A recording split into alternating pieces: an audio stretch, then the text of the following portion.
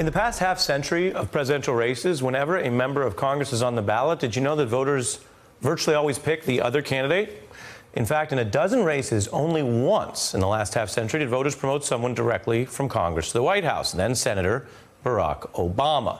And that record might concern Democrats desperate to beat Trump, because right now, most of these candidates currently exploring a run are in Congress, but not this guy, Governor Jay Inslee from Washington State, who's also exploring a potential run and touting climate change as a key priority, something Trump did not even mention last night. Now, if you have not heard a ton about Inslee recently, that could be because lately there's been a lot more political news and controversy around one of his richest constituents, Starbucks billionaire Howard Schultz, who just kicked up more drama by asking that everyone stop referring to him by the factual term billionaire and instead refer to him as part of a group of, quote, people of means. The moniker billionaire now has become the catchphrase. I would rephrase that, and I would say that people of means have been able to leverage their wealth and their interest in ways that are unfair. Governor Inslee is here live now. Thanks for doing this. You bet. Let's start here. One, why climate change? And two, would you be ready to take on a potential Howard Schultz candidacy when he is clearly so rich and so powerful and so important in your own state? Well, I see Howard essentially wants to keep his billions, but he just wants to get rid of the title of billionaire. And I think we've got one person pretending to be a billionaire in the White House already. Howard gave us a $4 cup of coffee. We cannot allow him to give us 4 more years of Donald Trump. Wow, you are blasting a very powerful constituent, but I guess you think he's a real danger if he stays in this to something that I know you care about, which would be stopping Trump whether you run or not.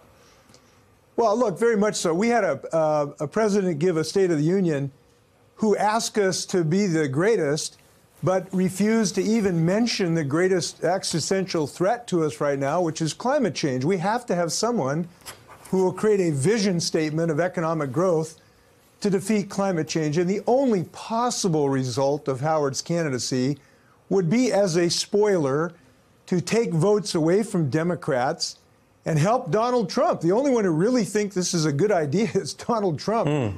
That is pretty clear. And I really do not believe that there's an enormous appetite for this country who thinks like Howard Schultz, which is the most important thing in the world today, is to make sure billionaires don't pay another dollar in taxes. And as far as I can tell, that's what's really his motivation for being involved in this. So yeah, that is not what this nation needs. It was an odd opening argument, clearly, and he's not adjusting that much now with the request that I'm not honoring it. I don't know what others will do. I'm not going to be referring to him as, quote, a person of means instead of the measurable, relevant thing of someone who might self-fund, which is billionaire. If you go out in the Midwest and other parts of the country, you're in a state that it's not necessarily as progressive as people think, but it's blue. If you go out to other states, what is your climate change argument to them? Well, our argument are the facts, and that is that this is not only a moment of great peril because of climate change, but of great economic promise. And the promise is what we are now experiencing across this nation, which is the enormous explosion of clean energy jobs. And I can go anywhere in the state and show the potential. I was in Story County, Iowa, looking at the growth of the wind turbine industry. In Moses Lake, Washington, you know Moses Lake, Ari, you're from Washington State. Small town in eastern Washington, kind of a rural area.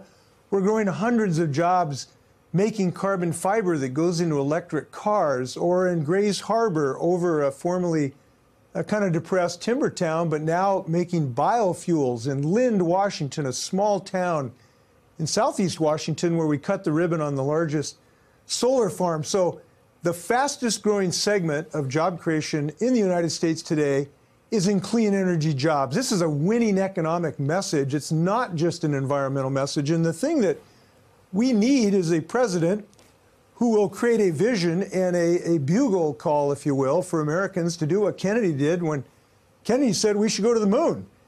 And I think we need a similar call that Americans will now respond to and that is involving economic growth. It's health, reducing asthma, and it's responding to the national security threat. So this touches everything in every part of America. We just need a visionary candidate who will say that. And if you run, is being an executive, a governor, a big part of your appeal? It certainly would distinguish you from the current field. Well, listen, I have served in Congress. I understand the importance of oration and speech making. But when it comes to governing, having executive experience is very important. And obviously, you know what we've done in our state.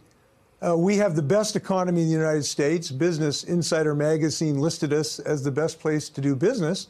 Oxfam has listed us as the best place to be an employee, and that's because we have embraced things that build a middle-up strategy, not a trickle-down strategy. We've increased our minimum wage, which Howard Schultz opposed.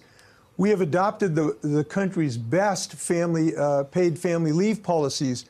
We've made tremendous investments in education. We've got a transportation infrastructure program. They can't build a birdhouse in Washington, D.C. right now.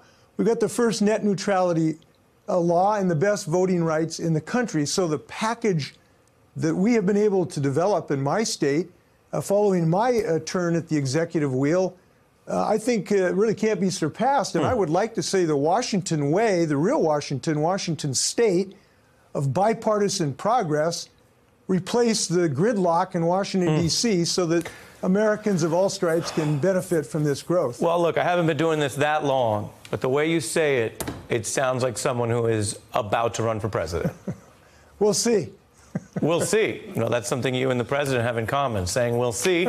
We'll keep an eye on what's going on out there. Very interesting to hear you confront and fact check a little bit your constituent Howard Schultz. We'll see what happens with both of you. Governor Jay Inslee, thanks for coming on The Beat. You bet. Thanks, Ray. Hey, I'm Ari Melber from MSNBC. You can see more of our videos right here, or better yet, subscribe to our YouTube channel below. You could have been anywhere in the world, but you're here with us, and we appreciate that.